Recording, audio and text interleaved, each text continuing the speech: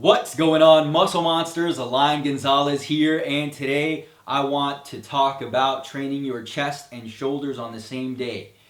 For whatever reason, in the last couple of days, I've gotten emails and messages on my private Facebook group with people who are concerned that training their chest and their shoulders in the same day isn't going to be best for them. And the main concern is this: they're not able to push on their overhead press as much as they did when they didn't train their chest the same day, right? But this is pretty damn obvious.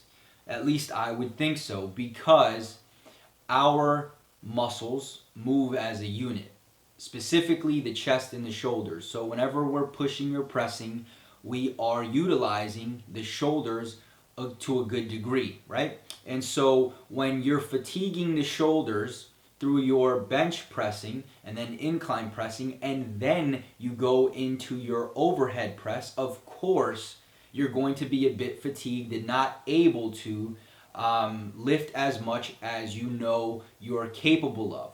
But the goal is not to lift as much as you're capable of. Your goal is progression. So we can't compare apples to oranges. We have to compare apples to apples. Okay? So if your program calls for a flat bench, then an incline press, and then a shoulder press, then your goal is to get better under those circumstances. And I can assure you that if you are training your shoulders or performing a shoulder press after you've bench pressed and incline pressed, you're still going to be able to progress, even though you're not going to be able to use the same amount of weight that you would if the shoulder press was first.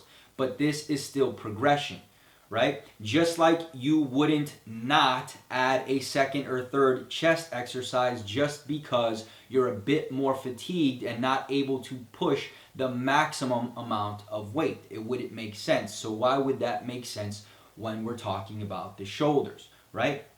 So that's pretty much it, guys. Don't worry about ego lifting or showing your dick in the gym, right? It's not about pushing the maximum amount of weight that you know you're capable of. It's about the circumstance, right? So if your training puts your overhead press after your bench press, of course you're not going to be able to overhead press the same as you would if you started with the overhead press. But that doesn't matter. What matters is that you continue to get better in that program. All right? And if anybody tells you otherwise, they're a fool. Another point I want to make is that if you are training your overhead press, for example, in a fatigue state, if you ever change your program or have a day where the overhead press is first, you're going to notice that that lift is still going up, right? You're going to get stronger, all right? Because you're used to training that lift in a fatigue state, and thus when you train it in a non-fatigue state, you'll be able to push more. So again, the goal is simply to progress. And if you're concerned that you can't show your dick in the gym because you're too tired from the previous exercises, then change your program to something that is going to, make you happy and something that you're going to enjoy more. But again, it doesn't matter. Okay? Apples to apples, not apples to oranges. I hope that was helpful, and I'll talk to you guys soon. Peace.